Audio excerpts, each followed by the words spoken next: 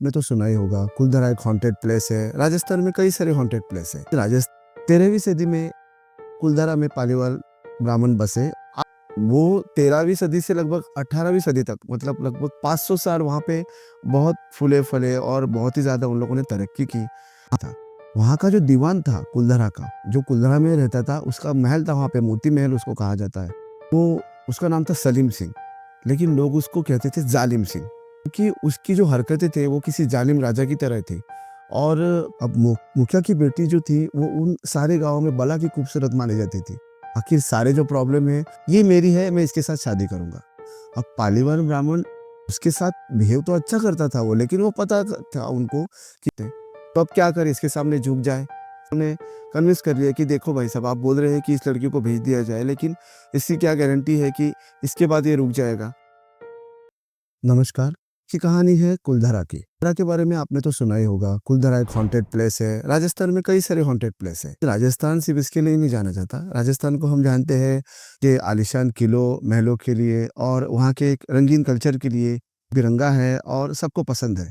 राजस्थान के जैसलमेर से लगभग 18 से 20 किलोमीटर साउथ वेस्ट में ये कुलधरा गांव बसा है। अब कुलधरा के बारे में आपने ये सुना होगा कि ये हॉन्टेड है, यहाँ पे काफ़ी सारे भूत पाए जाते हैं, रात में यहाँ जाना मना है। लेकिन असली कहानी क्या है उसकी तह तक आज हम जाते हैं। कुलधरा की जो कहानी शुरू होती है पालीवाल ब्राह्मणों के साथ जुड़ी हुई है। पालीवाल ब्राह्मण एक समाज था। वो नॉर्थ इंडिया से कहीं से बहुत ही ज़्यादा कल्चर्ड और लिखे लोग थे और बहुत ही ज़्यादा वो सटल थे। वो जहाँ भी जाते थे उस जगह को वो स्वर्ग बना देते थे, बहुत अच्छी बढ़िया बना देते थे। उनके बारे में ये कहा जाता है। पालीवाल ब्राह्मणों का मुखिया उस वक्त शायद कंबन था। ये 13वीं सदी की बात है, मतलब आज से लगभग 700 साल पहले की। 13वीं सदी में कुलधरा में पालीवाल ब्राह्मण बसे, आसपास के 84 गांव में। लेकिन कुलधरा हेड था। कुलधरा जो था वो उन 84 गाँव का हेड था। मतलब वहाँ से सब सारे फैसले और वहाँ से जो कल्चरल हेड रहता है किसी भी समाज का, वो वही था। वहाँ से वो लोग संचालन किया करते थे उस वक़्त।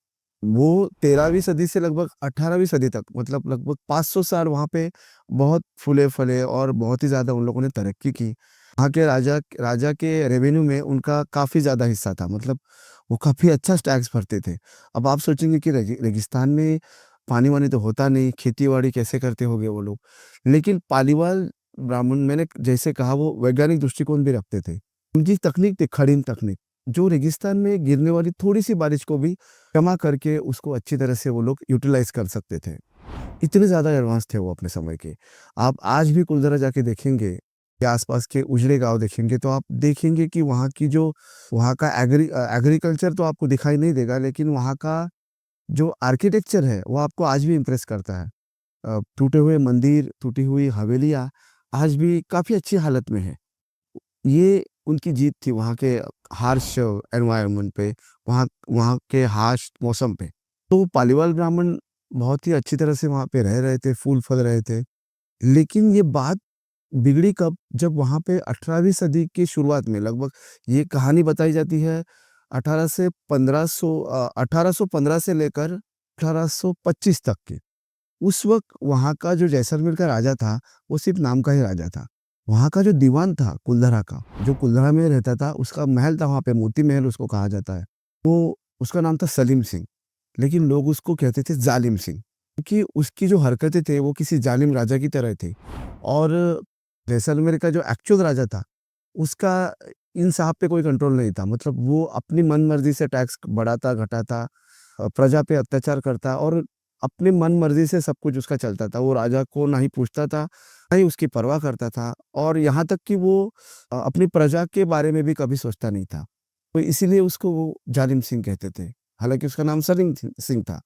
सब कुछ ठीक चल रहा था, इतने सारे अत्याचारों के बाद भी जालिम सिंह पालीवाल ब्राह्मणों के साथ ज़्यादा बना के रखता था, क्योंकि उनका रेवेन्यू का जो ज़्यादा हिस्सा था उस सूबे का, वो पालीवाल ब्राह्मण ही ज़्यादा देते थे, क्योंकि वो अच्छी तरह से खेती-बाड़ी में एक्सपर्ट थे, तो ज़ाहिर है ज़्यादा कमाते थे तो टैक्स भी ज़्यादा भरते थे।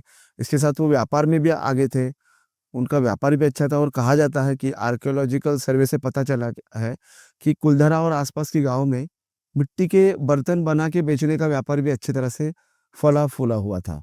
दैट्स व्हाई वो उनके साथ बहुत ही अच्छी तरह से बिहेव करता था। एकदम अच्छी तरह से नहीं, उन पे भी अत्याचार होते थे, लेकिन बाकी समाजों पर ज़्यादा होते थे, उन पे कम होते थे। तो एक दिन क्या हुआ, वो टैक्स कलेक्टर के साथ वो टैक्स कलेक्शन करने कुलधरा में आया था और उसी वक़्त उसकी नज़र वहाँ के मुखिया की बेटी पे पड़ी। अब मुखिया की बेटी जो थी, वो उन सारे गाँव में बला की खूबसूरत मानी जाती थी। आखिर सारे जो प्रॉब्लम है, वो ऐसे ही शुरू होते हैं। कोई रानी या कोई राजकुमारी पे किसी की बुरी नज़र पड़ती है और सारी फसाद की जड़ यही रहती है। तो यहाँ पे यही हुआ। यहाँ पे मुखिया की बेटी इतनी सुंदर थी। सलीम सिंह वैसे भी उसका कैरेक्टर तो ठीक ही नहीं था। वो उस पे लट्टू हो गया और उसने उसी वक़्त सबके सामने कहा कि ये मेरी है, मैं इसके साथ शादी करूँगा। अब पालीवाल ब्राह्मण उसके साथ बिहेव तो अच्छा करता था वो, लेकिन वो पता था उनको कि ये पावर के नशे में, जैसे सत्ता के नशे में लोग अंधे हो जाते हैं। सलीम सिंह सुनेगा नहीं, वो अपनी मनमानी करके रहेगा। तो सारे लोग बहुत ही परेशान हो गए। ऊपर से इन्होंने मोहलत भी दे दी सलीम सिंह ने, अगली पूर्णमासी की रात, क्योंकि उस वक़्त ऐसे कैलेंडर और वो तो थे नहीं कि तारीख बता दे कोई। तो यही पूर्णमासी अमावस्या की दिन पकड़ के लोग मोहलत दिया करते थे कि अगले पूर्णमासी के रात तक इस लड़की को मेरे महल में आपको भेजना पड़ेगा। अब ये कोई शादी का प्रस्ताव नहीं था। ये था एक वासना का प्रस्ताव, मतलब हवस का प्रस्ताव था। इसीलिए पालीवाल ब्राह्मणों को और ज़्यादा गुस्सा आया। तो उन लोगों ने सोचा कि अब क्या किया जाए? एक ग्रुप कहता था कि लड़की को भेज दिया जाए, क्योंकि इसकी वजह से सारे गाँव को भुगतना पड़ेगा। लेकिन एक ग्रुप ऐसा भी था जो कहता था कि आज एक लड़की लड़की पर इसकी नज़र पड़ी है, कल को सारे गाँव की लड़कियों और महिलाओं पे अपनी बुरी नज़र डाल सकता है। तो इसीलिए उन्होंने सोचा कि इसका कोई परमानेंट सॉल्यूशन निकालना पड़ेगा। अब मैंने कहा कि पालीवाल ब्राह्मण बहुत ही आगे थे अपने समय से, तो ज़ाहिर है उस वक़्त की राजनीति पर और उस वक़्त की कल्चरल डिफरेंसेस पर उनकी बारीक नज़र थी। तो उन्हें पता था कि जैसलमेर के राजा का, मतलब जो ये दीवान का राजा है, उसका इस पे, इन भाई साहब पे कोई कंट्रोल नहीं है। वो सिर्फ़ नाम का ही राजा है और पूरा लश्कर का जो इंतज़ाम है यही देखता है, तो पावर इसके पास है। क्योंकि जिसके पास मिलिट्री है, उसी के पास पावर होती है। इन साहब भाई साहब के पास ही सारी पावर थी। तो उन्होंने सोचा कि इसके साथ तो हम लड़ नहीं सकते। तो अब क्या करें, इसके सामने झुक जाए। उन्हें कन्विंस कर लिया कि देखो भाई साहब, आप बोल रहे हैं कि इस लड़की को भेज दिया जाए, लेकिन इसकी क्या गारंटी है कि इसके बाद ये रुक जाएगा?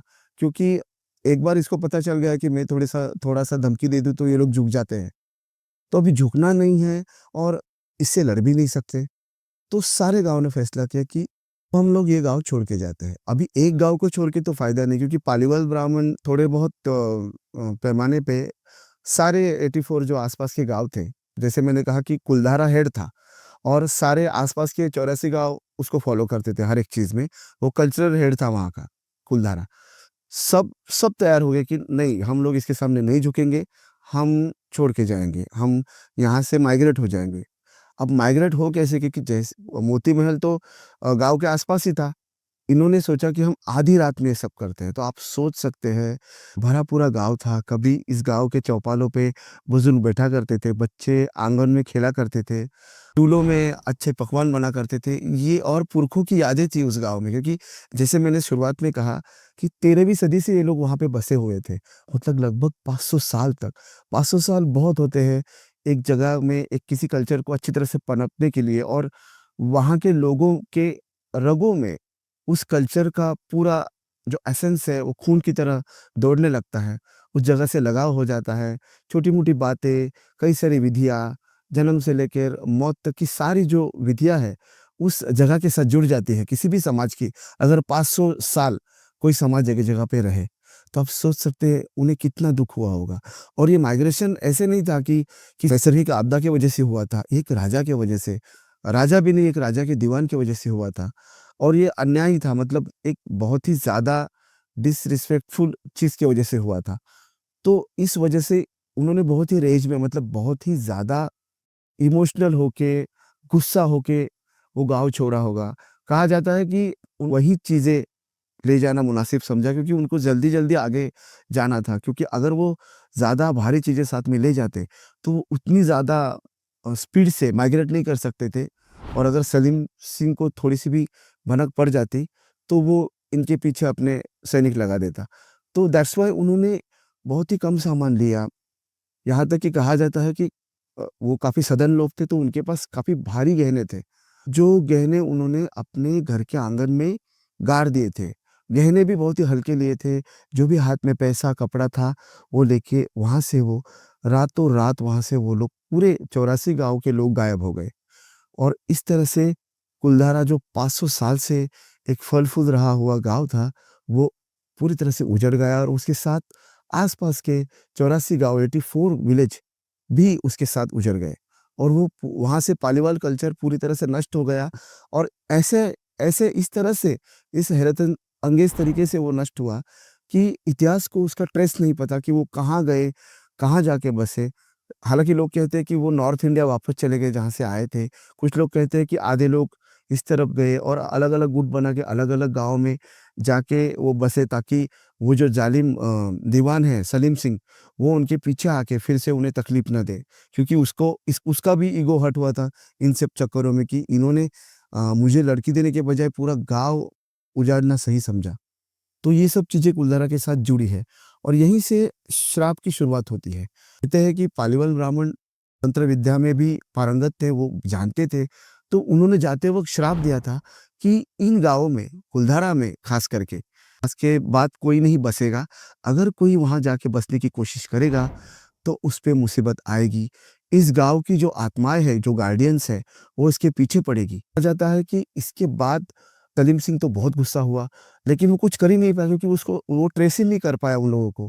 क्योंकि मैंने कहा है कि ये बहुत ही ज़्यादा एडवांस लोग थे, तो इन्होंने माइग्रेशन भी इतनी खूबी के साथ किया था कि राजा के जासूस और बाद में उसने जब ढूँढने की कोशिश की, तब भी ये उनको ढूँढ नहीं पाया।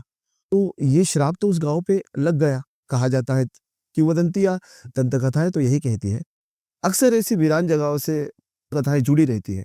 तो कुलधारा के साथ भी यही जुड़ी है कि जाते वक़्त उन लोगों ने इस पूरे गाँव को श्राप दे दिया और वो श्राप इतना ज़्यादा पावरफुल था कि सलीम सिंह ने बाद में कई अन्य कम्युनिटी के लोगों को वहाँ जाकर, क्योंकि घर तो वैसे ही थे, तो जाके बस रहना है, तो वहाँ लाकर बसाने की कोशिश की।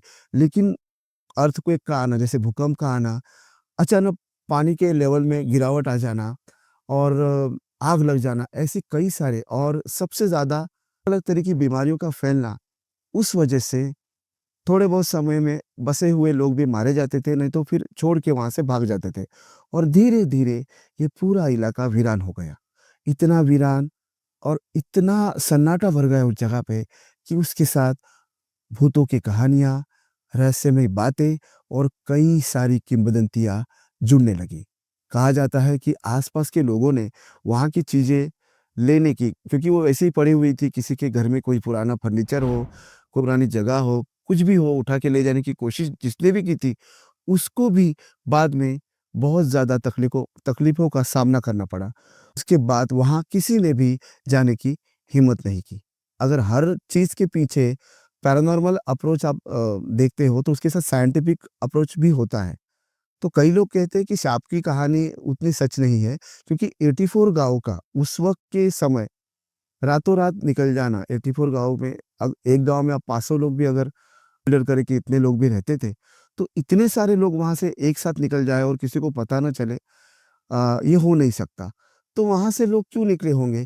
तो साइंटिफिक अप्रोच यही कहता है कि अर्थक्वेक के कारण, क्योंकि 2017 में साइंटिस्ट एबी राव ने एक थियरी वहाँ पे पब्लिश की थी कि ये जो पूरा एरिया है कुलधारा का, वो अर्थक्वेक के हिसाब से बहुत ज़्यादा एक्टिव है और अक्सर यहाँ छोटे-मोटे अर्थक्वेक आते रहते हैं।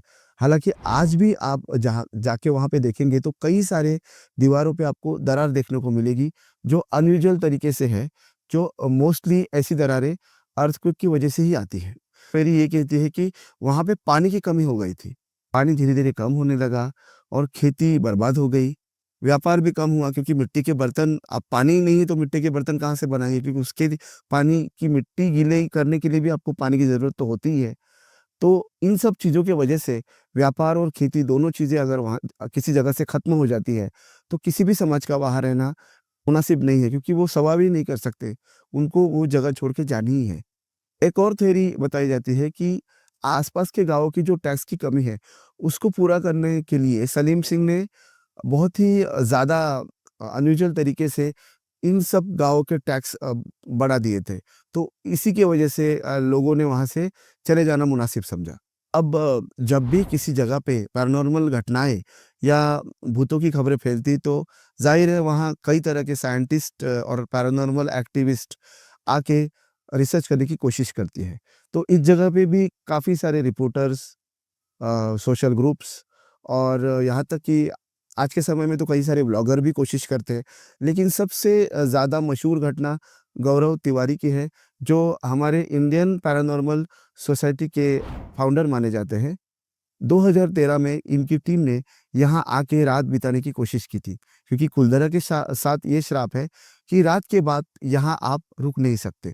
दिन में आप घूम सकते हैं, हालाँकि दिन में भी यहाँ पे कई सारी जगहों पे अचानक से ठंड का एहसास होना, किसी बच्चे की रोने की आवाज़ आना या फिर किसी राजस्थानी पुराने फ़ोकलोर का सुनाई देना, ये घटनाएँ आज भी दर्ज की जाती है, लोग बताते हैं।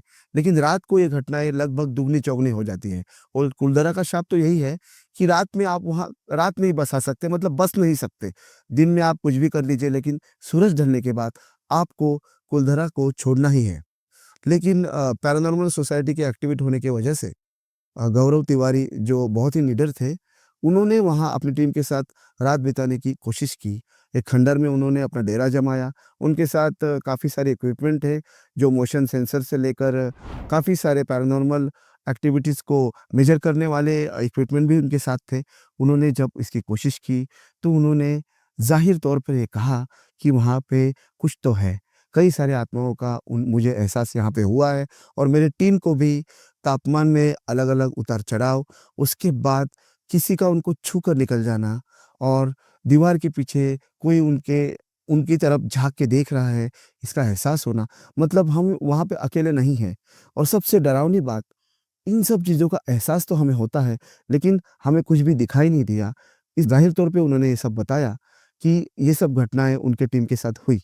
अब हम आते हैं सलीम सिंह की तरफ, जिसे कुलधारा और आसपास के लोग जालिम सिंह भी कहते थे। कहते हैं उसका अंत ठीक नहीं हुआ।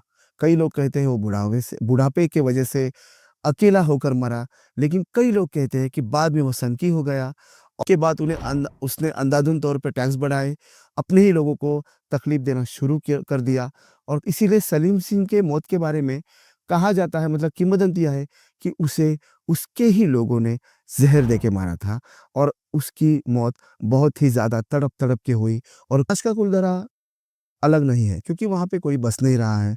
हालाँकि सलीम सिंह के ज़माने से ही वहाँ बसने की जो कोशिश है वो नाकामयाब हो चुकी है और आस-पास के गाँवों में पीढ़ी दर पीढ़ी ये किंवदंतियाँ फैली हुई है कि कुलधारा में जाना ही नहीं है तो बसने का कोई सवाल ही नहीं उठता। तो इसको भारत सरकार ने संरक्षित स्मारक की तरह पे एस्टेब्लिश कर दिया है। ये एक पर्यटन स्थल है। काफ़ी सारे लोग घोस्ट टूरिज़्म के नाम पे कुलधारा को विज़िट करते हैं, लेकिन वहाँ रात में कोई नहीं रहता। सुबह से शाम तक वहाँ लोग टहलते हैं और वापस आ जाते हैं। कहा जाता है कि वहाँ जाने वाले कई पर्यटकों को अजीब-अजीब अनुभव होते हैं। लेकिन साइकोलॉजिस्ट ये कहते हैं कि अगर किसी जगह के बारे में पहले से आपने बहुत सारा पैरानॉर्मल एक्टिविटी के बारे में अगर सुना हो, तो ऐसे एहसास होना आम बात है। आपका इसके बारे में क्या ख़्याल है? कमेंट बॉक्स में बताइए और मिलते हैं अगली कहानी में, तब तक के लिए धन्यवाद।